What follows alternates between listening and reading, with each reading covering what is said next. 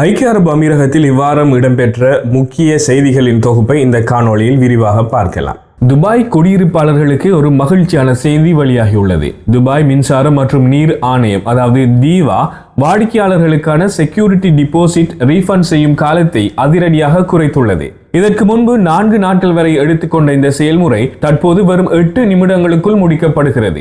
AI தொழில்நுட்பத்தை பயன்படுத்தி இந்த முறை தானியக்கமாக்கப்பட்டுள்ளதால் 4000 திர்ஹம் வரையிலான ரீஃபண்ட் தொகையை மிக விரைவாக பெற முடியும். இது சுமார் 90% ரீஃபண்ட் கோரிக்கைகளை உள்ளடக்கும். இந்த தானியங்கி முறை அலுவலக நேரத்தை பொறுத்து அமையாமல் 24 மணி நேரமும் இயங்கும் என்றும் வாடிக்கையாளர்களின் ஐபேன் எண்ணுக்கு நேரடியாக தொகை மாற்றப்படும் என்றும் தேவாவின் தலைமை நிர்வாக அதிகாரி சயித் முகமது அல் தாயர் தெரிவித்துள்ளார். 2026 முதல் காலாண்டில் மட்டும் 3.7 மில்லியனுக்கும் அதிகமான டிஜிட்டல் பரிவர்த்தனைகளை தீவா வெற்றிகரமாக முடித்துள்ளது.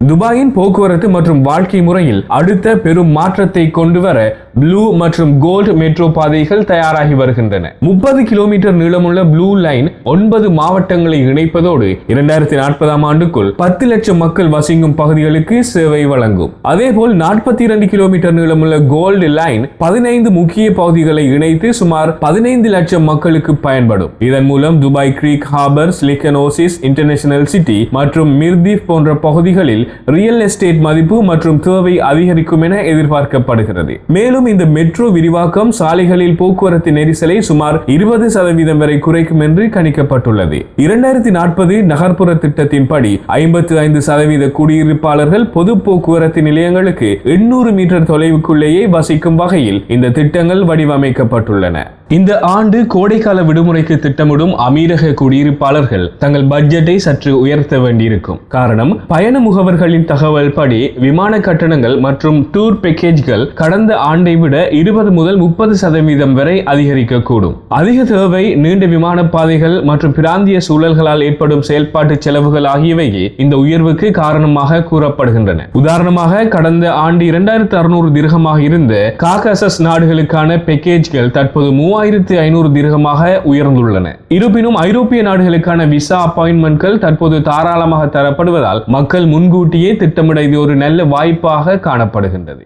ஐக்கிய அரபு அமீரக மத்திய வங்கி ஒரு முக்கியமான பாதுகாப்பு கட்டுப்பாட்டை நிதி நிறுவனங்களுக்கு விதித்துள்ளது. இனி வங்கிகள் மற்றும் நிதி நிறுவனங்கள் வாடிக்கையாளர் தரவுகளை சேகரிக்கவோ அல்லது சேவைகளை வழங்கவோ வாட்ஸ்அப் போன்ற உடனடி செய்தி பகிரும் செயலிகளை பயன்படுத்தக்கூடாது. கடவுச்சொற்கள், OTP, ஆவண பரிமாற்றம் மற்றும் தனிப்பட்ட நிதி தகவல்களை வாட்ஸ்அப் மூலம் பகிர தடை விதிக்கப்பட்டுள்ளது. மோசடிகள், கணக்கு அபகரிப்பு மற்றும் தகவல்கள் நாட்டின் எல்லைக்கு வெளியே சேமிக்கப்படுவதை தடுக்க இந்த நடவடிக்கை எடுக்கப்பட்டுள்ளது. ஏப்ரல் 30, 2026க்குள் அனைத்து வங்கிகளும் இந்த விதிகளை நடைமுறைப்படுத்தி வாடிக்கையாளர்களை அதிகாரப்பூர்வ மொபைல் ஆப் அல்லது இணையதளங்களுக்கு மாற்ற வேண்டும் என உத்தரவிடப்பட்டுள்ளது. தற்போதைய சூழலில் சம்பள குறைப்பு அல்லது நிதி நெருக்கடியை சந்திக்கும் குடியிருப்பாளர்களுக்கு அமீரக சட்டம் சில உரிமைகளை வழங்குகிறது. மத்திய வங்கியின் நுகர்வோர் பாதுகாப்பு விதிகளின்படி நிதி சிக்கலில் உள்ள வாடிக்கையாளர்களுக்கு வங்கிகள் தகுந்த கடன் ஆலோசனைகளை வழங்க வேண்டும். கடனை மறுசீரமைக்க அல்லது தவணைகளை தள்ளி போட நீங்கள் வங்கியிடம் முறைப்படி கோரிக்கை விடுக்கலாம். ஒரு புதிய ஒப்பந்தம் எட்டப்பட்டால் வங்கி 10 வணிக நாட்களுக்குள் அதன் விரிவான விதிமுறைகளை எழுத்துப்பூர்வமாக வழங்க வேண்டும். இருப்பினும் இந்த அனுமதி வங்கியின் மதிப்பீடு மற்றும் உங்கள் கடன் சுமை விகிதத்தை பொறுத்தே அமையும். இதுபோன்று ஐக்கிய அரபு அமீரகம் உட்பட்ட வளைகுடா நாடுகளில் இடம்பெறும் முக்கிய செய்திகளை நமது சேனலினூடாக தொடர்ந்து வழங்க காத்திருக்கின்றேன். எனவே இதுபோன்ற பல பயனுள்ள தகவல்களையும் நடப்பு விவகாரங்களையும் தெரிந்து கொள்ள நமது சேனலினை சப்ஸ்கிரைப் செய்து லைக், ஷேர் செய்து ஆதரவு தருமாறு கேட்டு மீண்டும் மற்றும் ஒரு காணொளியின் வாயிலாக உங்களை சந்திப்போம். அதுவரையில் நன்றி, வணக்கம்.